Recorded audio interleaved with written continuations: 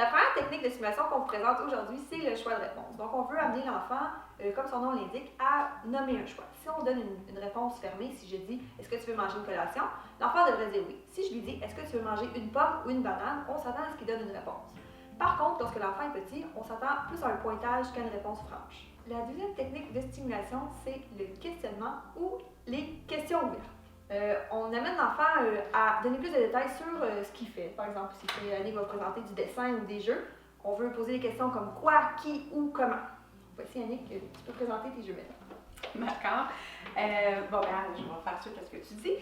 Pour le dessin, par exemple, on va pas, encore une fois, je vais répéter ce que Joanie vient de dire, mais on va pas dire à l'enfant « Ah, tu vas faire une maison? » Parce que c'est sûr que l'enfant va vous dire « va vous dire oui. » Lui, on veut l'amener à ce qu'il nomme des choses. Donc, on peut lui dire « Ah, je vois que tu dessines une maison.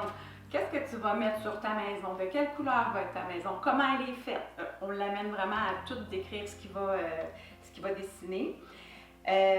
Ensuite de ça, avec les Monsieur Patate, dans le fond, on peut dire à l'enfant tout plein de questions, dans le fond, encore une fois, ouvertes. Donc, est-ce qu'on va mettre le chapeau en premier ou on va mettre le bras? Qu'est-ce que tu choisis de mettre? Tu veux-tu lui mettre des lunettes ou on lui met des gros souliers? N'importe quoi. Ah, ici, il y a des trous. Juste une question un petit peu plus difficile. Mettons, il y a un trou. Qu'est-ce qu'on va mettre dedans? Là, ça donne un choix plus large à l'enfant.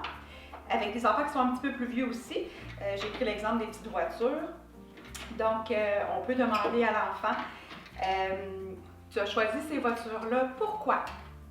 L'enfant va vous répondre pourquoi il les a choisies. Laquelle tu penses qu'il va plus vite? Mettons, il va vous répondre, je pense que c'est le camion bleu. Ah, pourquoi il va plus vite?